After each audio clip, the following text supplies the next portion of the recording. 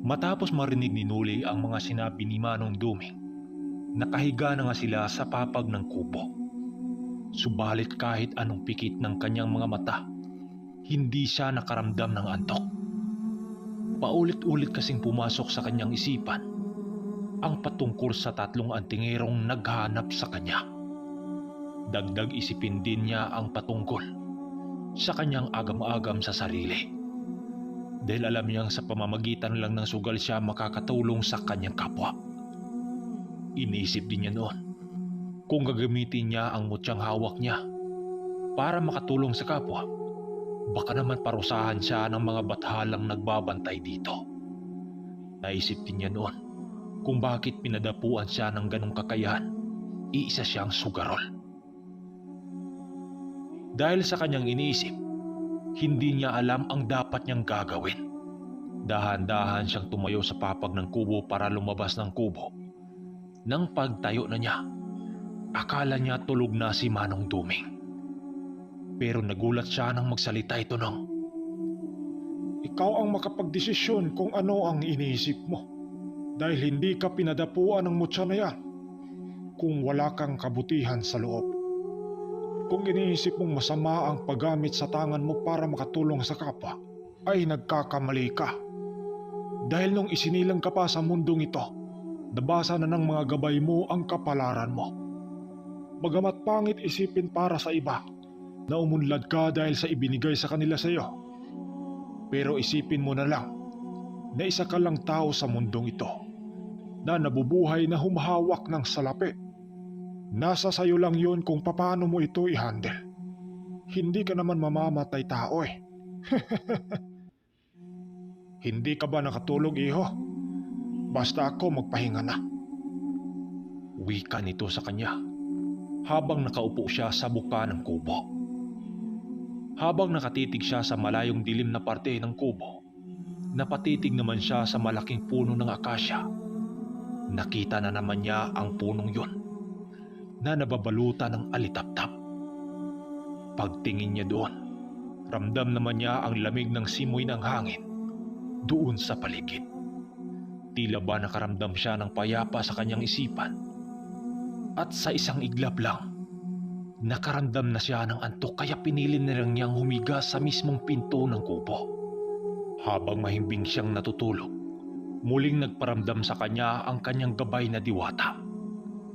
Nakita niya ang diwatang gumagabay sa kanya habang sumasayaw ito ng mga nakakalumang sayawin. Kasama din ito ang isang usa na kulay asul. At nakaramdam din siya ng bulong sa paligid na boses ng isang babae na nagsasabi ng, "Gawin mo ang naisip mo."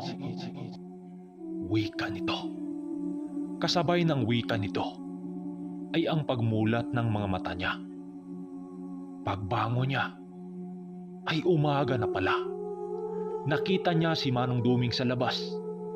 Nananabako kausap ang ama niyang si Luisito. Kaagad siyang bumaba ng kubo at naghahanda para maliligo na. Magamat ang mga magulang niya ay namuhay na ito sa Marangya, itong si Nuli naman ang naiba. Dahil kahit nakapagpagawa na siya ng magandang tirahan, pinili pa rin niyang tumira sa kubo kasama ang matanda. Kapag naliligo din siya, pupunta pa siya ng batis kahit may sariling tubig na sila sa bahay nila. Ayon sa kanya, mas masarap maligo sa batis dahil bukod sa lamig ng tubig, marinig mo rin ang tinig ng mga ibon sa paligid. Tila ba kahit umunlad na ang buhay niya, nagpaiwan pa rin ang makalumang estilo niya. Kaya lahat ng mga barkada niya, hindi ito lumayo sa kanya. Dahil kung makipag-usap itong sinuli, parang normal na mamamayan lang.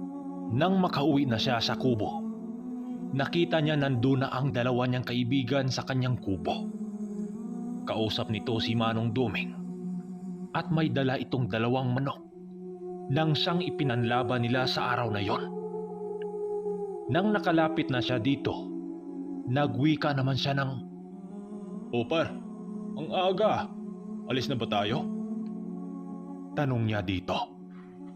Nang marinig ni Laguyo ang sinabi niya, Napasagot lang naman ito ng, "Mamaya na par, wala pang mga tao sa baba eh. Bising-busy sa mga baboy nilang ihahanda bukas." Matapos marinig ni Nuli ang mga sinagot nito, kaagad na siyang nagbihis. Nang tapos na siya sa kanyang ginawa, pinili na niyang sumali sa usapan ng pangkat nila. Lumapit na rin ang tatlo niyang tauhan na si Nardo at Miloy at ang isa pa nitong si Ambong. Dahil kung hindi niyo na itatanong, mga barkada din nila Guyo ang tatlo niyang tauhan. O ano iho? Ilan ba ang ilalaban mo ngayon? Nagtatanong itong mga alagad mo eh. Wika ni Manong Duming nang siyang kaagad na intindihan ni Nuli. "Dalawa lang, Manong. Oo nga pala, Nardo. Ihanda mo yung dalawang manok natin, yung nasa dulo ng bakod." Wika ni Nuli dito. Nang marinig nila Guyo ang sinabi niya, nagulat naman ito dahil ang itinuro niyang manok, yung mga manok na pangkaraniwan lang, sa madaling salita, yung Tagalogin o Bisayang manok. Maging si Nardo, natigilan ito habang humihigop ng kape dahil sa kanyang sinasabi. "Boss naman, baka naman hindi tayo makakain ng bihag niyan. Diyado yan sa laban eh. Di bale, pipilian kita ng magandang manok. Marami naman dyan eh. Huwag lang yung pangkatay." Sagot ni Nardo sa kanya. Subalit dahil sa sinabi ni Nuli, hindi na ito nakapagpigil pa dahil siya ang nag-utos. Pagsapit ng 10:00 ng umaga, kitang-kita na nila ang unti-unting pagdami ng tao sa babang parte. Alam nilang mga sabungero din yung maaga lang dumayo para makisabay na rin sa kainan. Magamat dispiras pa yun ng festa, maraming makainan sa kanilang baryo. Isa na dito ang bahay nila Nuli na bukas sa lahat ng mga bisita. Iba kasi ang festa sa amin sa Bisaya dahil napaka-espesyal nito para sa amin. Di gaya dito sa Manila, ang festa parang wala lang dahil halos araw-araw karning baboy ang ulam dito. Kaya nawala ang excite ng mga tao. Kapag ako nun, pagdadayo ng festa, busog ang bulsa ko ng mga hubba. Stay yung mga barkada ko pala. Di naman sa naninira ako, pero yun ang totoo. Lalo na sa parting syudad na laging baboy ang ulam. Lalo na kung may diskuhan sa gabi, kahit mga taga-ibang lugar, dadayo sa Bacolod. Balik tayo sa kwento. Makalipas ang 1 oras, sumapit na nga ang 11:00 ng umaga. Dahil nasa ilalim ng malaking akasya ang magaganap na sabungan, kaya't hindi ito mahirap sa mga sabungero. Naglalakad na rin ang kanilang pangkat habang may mga dalang manok panabong. Dinala na rin nila ang tauhan niyang si Nardo dahil simulat sa pool, hindi ito nakasama sa kanya. Habang naglalakad sila, si Manong Duming naman ay may dala-dala itong tuba. Kaya't habang naglalakad sila, panay din ang pagtungga nito sa sanggap. Nung una, pinapansin nila ito. Pero nung katagalan, nasanay na rin sila sa ugali ng matandang yon. At pagkarating nila sa mismong sabungan, mas marami pa ang mga dayo kumpara sa taga-baryo nila Nuli. Dahil sa dalang manok nila Nuli, halos naman tumabi sa kanila ang mga mananabong na mga dayo din. Panay ang pag-alok nito sa kanilang manok. Subalit sinabi nilang mamaya na konti dahil hindi pa nagsimula ang sultada. Ang sabi pa ng isang dayong sabungero ay, Hindi, magsisimula yan. Kung may magsisimula ang maglaban. Ano, kakasana? Pagyaya nito sa kanilang grupo na parang takot na maunahan ng ibang mananabong. Napatawa lang noon si Manong Duming habang nagwiwika ng, Pantay naman, Ginoo. Kunting-kunti na lang. Magpahinga din itong manok namin. Galing pa kami sa itaas ng bundok, oh. Ang init pa. wika nito Subalit dahil sa pangungulit ng lalaking yon, sinabihan ni Nuli itong si Nardo nang kunin ang isang tandang nila. May nalalaman pa yung pampalubag loob na kesyo sa kanan daw ikabit niya ang tari sa kanya. Dahil sa nangyari, sila Nuli ang unang makatapak sa ruweda. Dahil nga Bisaya lang ang kanilang manok, alam ni Nuli na lugi ito sa dututan. Kaya't nilapatan niya ito ng isang usalang nang sakto-sakto lang na hindi ikagulat ng kalaban. Bali tinansya lang niya ang usal na yon na magawa pang makasugat ang kalaban. Subalit sinisiguro niyang hindi makatagos ang sugat sa lamang loob ng manok dahil kapag nangyari yon, malunod ang manok sa sarili nitong dugo. Kung hindi niyo pa alam, dito sa mismong sabungan natin ngayon, marami silang mga gamot na ipainom sa manok bago magaganap ang salpukan. Dahil ang mga gamot ang makakatulong din na magpapigil na tatagas ang dugo kung sakaling masugatan ang manok mo. Dahil kahit isang sugat lang yan, kung tatagos ito sa hininga ng manok, malulunod ito sa sariling dugo. Kaya't nangingisay na lang ang ibang manok kahit isang salpukan lang. Nang tapos ng kabitan ni Nuli ang manok ng tare, kaagad na silang pumasok sa ruwedang gawa lang sa kawayan. Kasama niya noon si Nardo doon sa loob ng ruweda. Kampante lang itong sinuling nakatayo, habang si Nardo naman baka sa pagmumuka ang kaba. Dahil tingin talaga nito, hindi sila makapalag sa kalaban nila. Texas kasi ang kalaban eh. Ang sentensyador pala sa loob ay ang kamag-anak lang din sa nagpasimuno ng sabong din. Kababaryo lang ito ni Nuli. Subalit maging ito man, alanganin sa manok na hawak niya. Ang sabi nito sa kanya ay, Nuli, sa'yo ba yung manok na yan? Sinsya na, pero sa kabila ako pupusta. Dahil tingin ko pa lang, wala na eh. Kawali na. Wika nito sa kanya. Sinuli naman, itinuro niya kay Nardo na sa kanya yung tandang kayat. Napatitig ito sa kanya habang nakangisi. Patawa-tawa lang noon itong sinuli habang nagwiwika ng, okay lang Mano, ganito talaga ang sugal. Kailangan mong mamili dahil kahit maliitan lang to, salapi din eh. Sagot niya dito. Maya-maya pa, nakita ni Nuli sila Leroy at Goyo na gumawa ng sigap. Napatawa na lang siya sa kanyang sarili habang nagsalita sa kanyang isipan ng, nako, mga sira talaga tong mga to. Matapos nun, pumagitna na nga ang sentensyador sa kanilang dalawa. Nang paghudyat na nito, kaagad nang binitawan ni Nuli para magharap na ang manok sa unang bitaw. Unang salpukan. Siyempre dumaan lang ang manok nila Nuli sa kalaban doon sa ere. Pero alam nilang sumabit na ang tari nito doon sa kalaban na hindi napapansin. Subalit paglapag ng pambato nila Nuli sa lupa, napasapo na lang ng ulo itong si Nardo. Dahil hindi na ito pinakawala ng kalabang manok. Ang akala pa nang namumusta doon sa kabila, panalo na sila. Dahil bumaluktot na ang liig nito. Subalit nagtawanan ang mga taong kababaryo nitong sinuli nang tumayo ang kanilang manok at nagpakawala ng palo nang siyang naramdaman ng kalaban. Nagulat na lang sila nang dumistansya ang kalaban at maya-maya lang natumba ito sa kinatatayuan ng nangingisay. Kaya't napuno ng hiyawan ang sabungan na yon, maging sa panig ng kababaryo nila Nuli. Hindi noon inakala ng sentensyador na sa kabila ng lahat, natalo pa sila noon. Kaagad kinuha ni Nardo ang panalo habang baka sa pagmumuka ang gulat nito.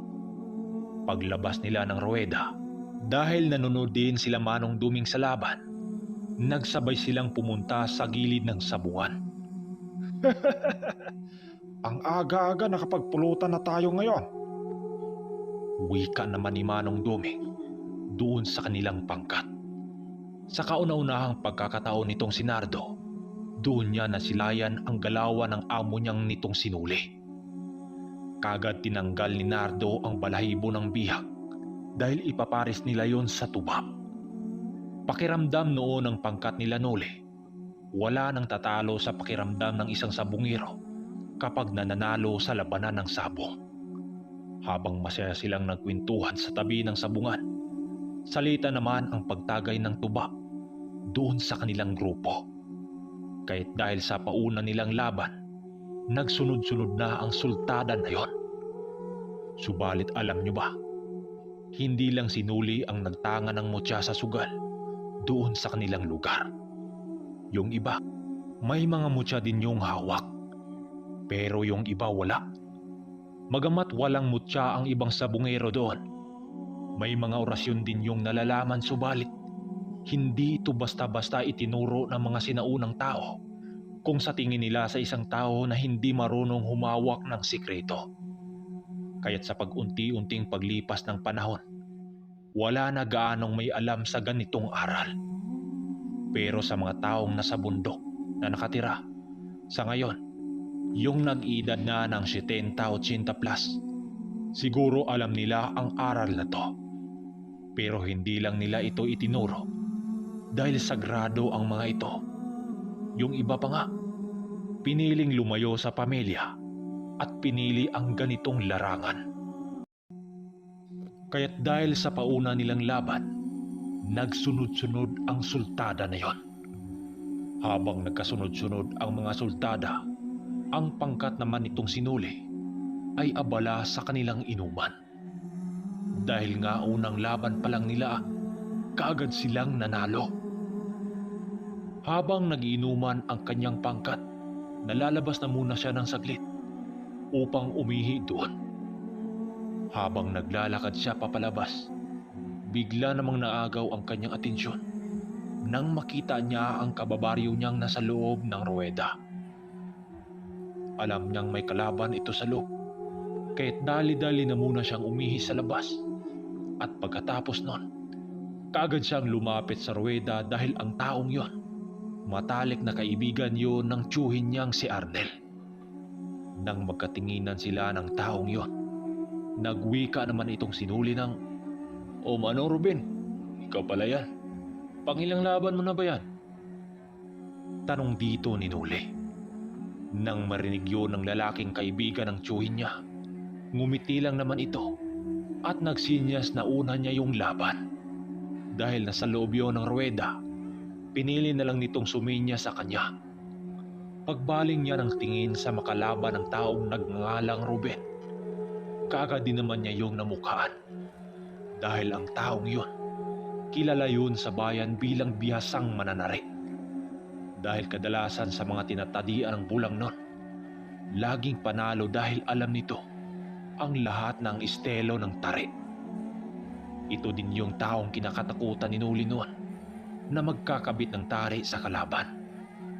Maya-maya pa, nakita na nga niyang bibitawan na ni Ruben ang manok doon sa ruweda.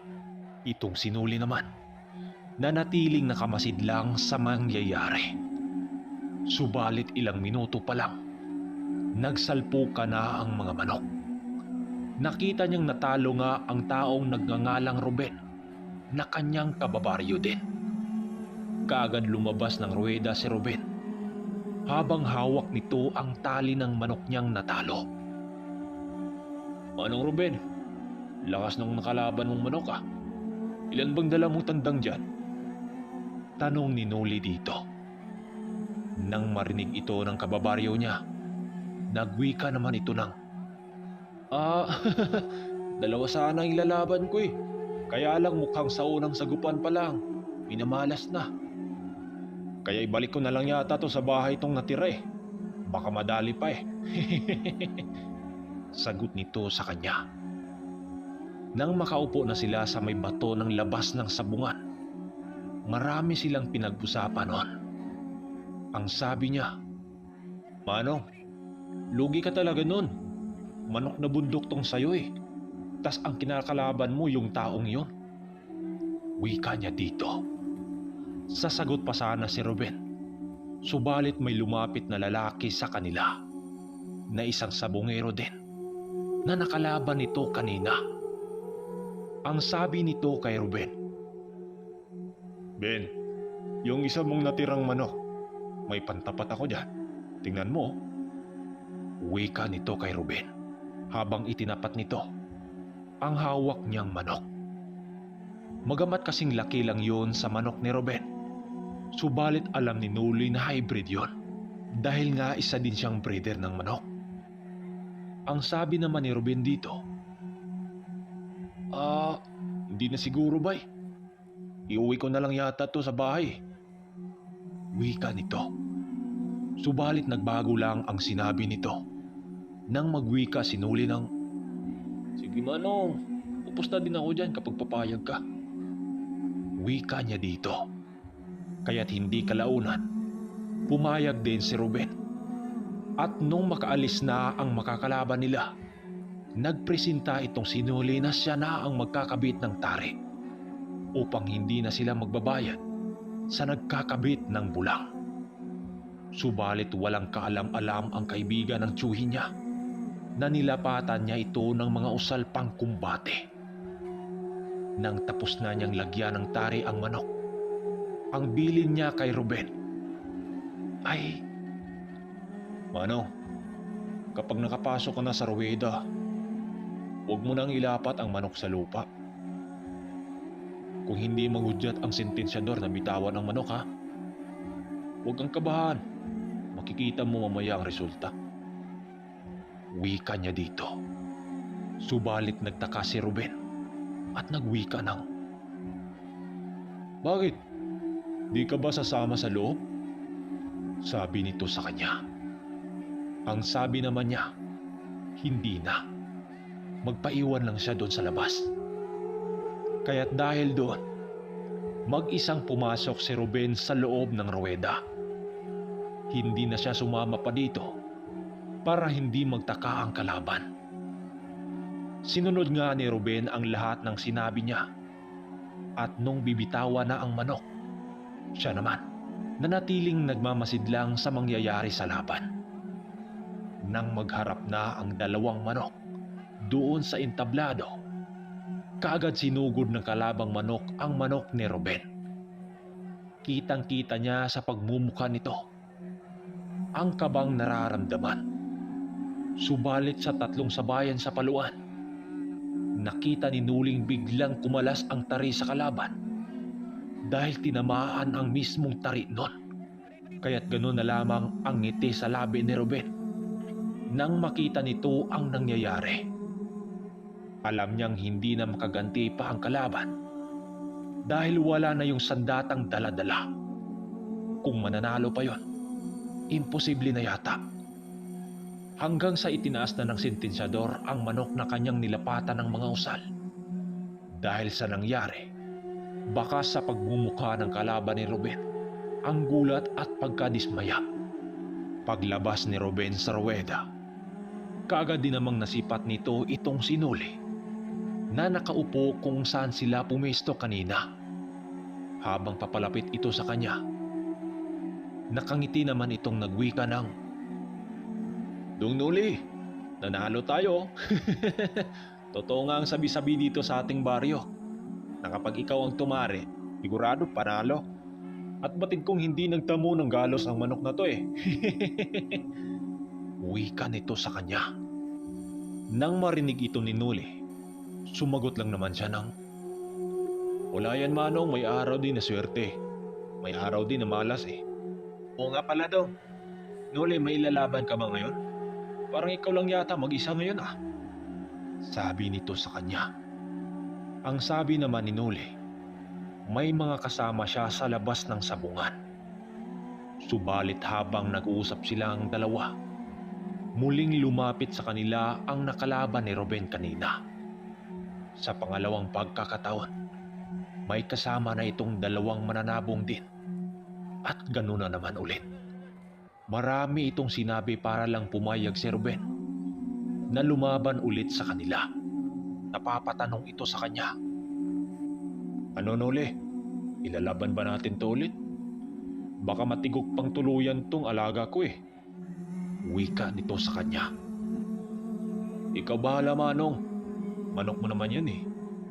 Sagot niya pabalik dito. Kaya't ilang saglit pa, muling nagkasundo ang dalawang panig. Sa pagkakataong yon, pumunta sila sa medyo malayong parting yon ng sabungan para hindi sila makita ng kalaban. Dahil kapag mahalata sila, baka pag-initan siya doon. Yun na naman. Ginamitan niya ng espiritual pangkumbati ang manok. Ang kapariya sa nilapat niya sa manok niya kanina. Alam ni Nuli na magtamo ng sugat ang manok na yon kung sakaling mananalo ito. Ang sabi niya, Manong, ganun ulit ang gagawin mo sa loob.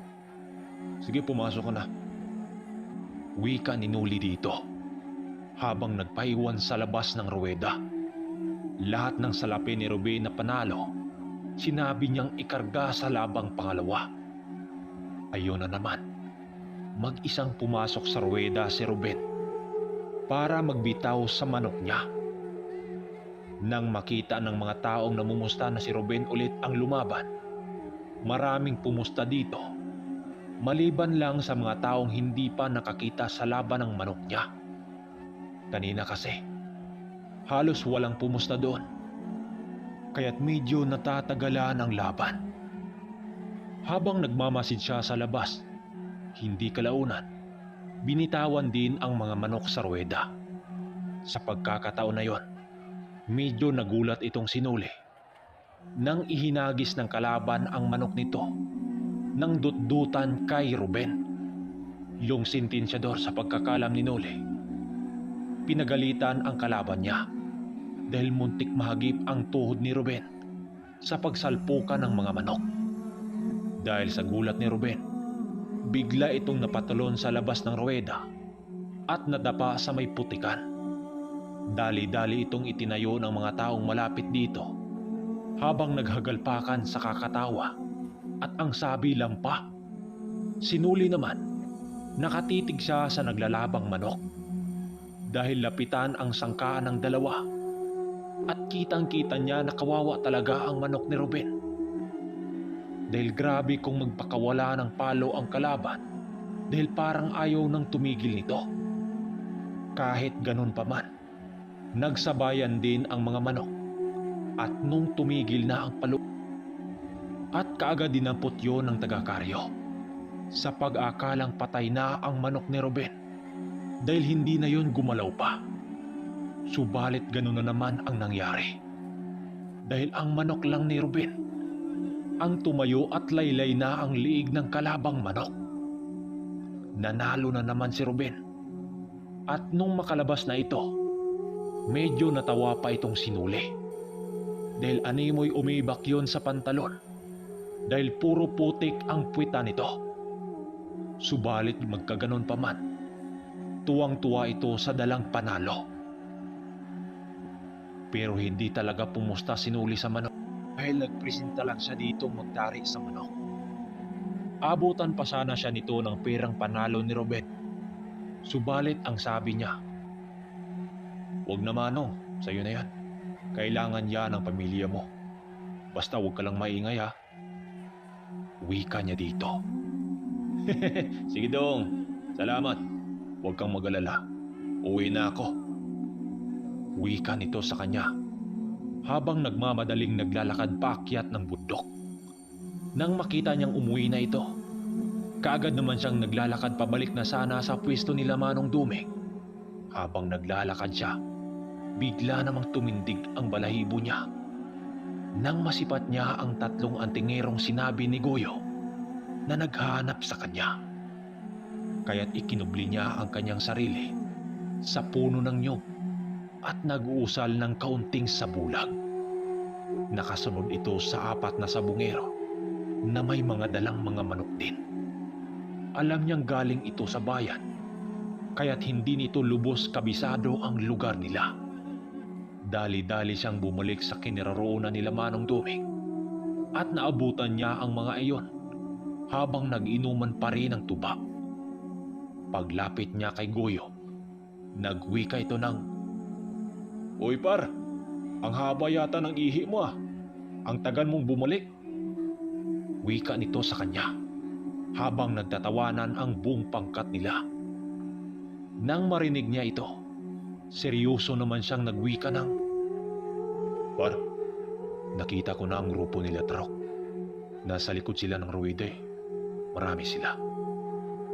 Wika niya dito. Nang marinig ni Kuyo ang sinabi niya, ang sabi nito ay, "Huwag kang mag-alala par.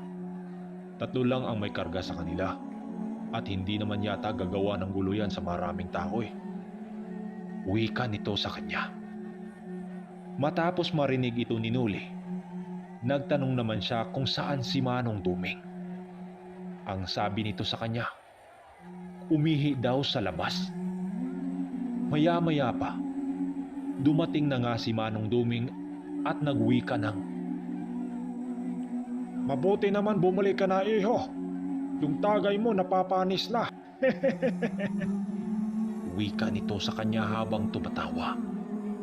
Subalit nagseryoso din ito at nagwika ng, Nakita mo na ba ang mga taong naghahanap sa'yo? Nanririto sila. Kaya't huwag ka na munang humiwalay sa barkada mo. Baka mamaya, pagtulungan ka pa. wika naman ng matanda sa kanya habang tumatawa na naman.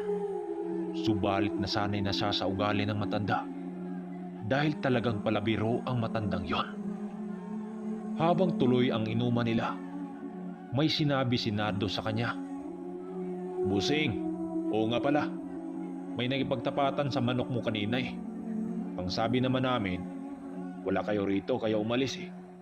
Wika nito kay Nuli. Makalipas ang ilang minuto, sumapit na nga ang alauna ng hapon.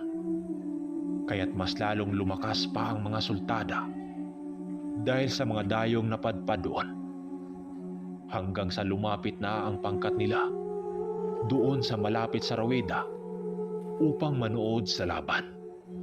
Nakasunod lang sa kanila si Nardo, ang siyang humahawak sa manok ng lahat nitong sinuli. Habang nanonood sila sa labanan ng 2 panig, aliw na aliw naman sila dahil ang gagaling din ng mga manok ng mga dayo. Hanggang sa pagkatapos ng labanan na yon, may pumasok na isang mananabong din, habang kasama nito ang isang antingerong sinasabi ni Goyo. Kaya't pasimple siyang siniko ni Goyo at nagwiwika ng, "Par, nakita mo na ba? Andito ang pangkat ni Tarok, yung naghamon sa'yo. Di ko akalaing kasama ito ng sabungero sa bayan." Bulong na wika sa kanya ni Goyo. At ang sagot niya, "O par, nakita ko na yan kanina pa." Sagot naman din na pabulong ni Nuli sa kaibigan niya. Ilang minuto pa ang nakalipas. Habang hawak ang manok sa nagngangalang Tarok, doon nakita ni Nuli ang kakaibang bagay na nakakabit sa paa ng manok nila. Siya lang din at si Manong Duming ang nakakakita nun dahil bukas ang pangatlo nilang mga mata. Alam nilang isa yung ori ng mutya na gamit sa espiritual pangkumbati sa manok. Wala namang intensyon na kontrahin ito ni Nuli, bagkus nanonood lang siya sa laban. Alam ni Nuli na ordinaryo lang ang makalaban nito dahil kababaryo niya ang makakasagupa nito at pinsan pa ni Nuli. Subalit ito yung anak sa kamag-anak nilang nang maliit sa pamilya nila noon. Bagamat hindi rin basta-basta ang pambato ng pinsan niya, alam niyang hindi ito obra sa kalaban nilang antingero, lalo na't may pagkasupil ang antingerong yon. Nang pagbitaw sa mga manok ng 2 panig, hindi nga nagkamali itong sinuli. Dahil 3 salpukan lang, gumapang kaagad ang manok ng pinsan niya. Habang patawa-tawa ang isang antingero sa loob ng ruweda, nang biglang nasipat nito ang pangkat nila Nuli, kasama ni Goyo at Liroy. Seryoso itong nakatitig kay Nuli, habang nakatingin ng masama sa kanya. Si Nuli noon, ibinaling niya sa ibang bagay ang kanyang paningin. Dahil talagang ang init ng tingin nito sa kanya. Maya-maya pa, panalo nga ang pangkat na yon. Paglabas ng isang antingero sa ruweda, nakita nila ang dalawa pa nitong kasama at may ibinulong ang lalaking yon doon sa dalawa niyang kasama sa labas. Matapos ang pangyayaring yon, tumingin ang pangkat na yon doon sa kanilang pwesto. Nakita rin yun ni Manong Duming ang kasalukuyang usapan ng pangkat na yon. Ang sabi ni Guyo, "Par, mukhang kursunada ka talaga ng mga taong to. Bakit? May atraso ka ba sa kanila?" Tanong sa kanya ni Guyo. Ang sabi naman ni Nuli ay, "Wala naman, par. Hayaan mo lang. Antayin lang natin kung gagawa sila ng hindi maganda." Wika ni Nuli dito. Bilib din itong si Nuli sa kaibigan niya dahil kahit wala itong karga sa katawan, ang tapang-tapang din ito. Nakita pa niya ang sukbit-sukbit nito sa tagliliran na isang punyal na gawa sa purong tanso. Alam ni Nuli na makamandag ang punyal na yun laban sa mga aswang dahil nakita niya ang ukit sa hawak nito. Ang titik na tanging mga antingero lang ang nakakaintindi. Pero hindi ito sapat para labanan ang mga antingerong may mga alam sa lihim na karunungan. Matapos nun, ang sabi nila Guyo ay ilalaban na nila ang dala nilang tandang dahil kanina pa silang paikot-ikot sa sabungan.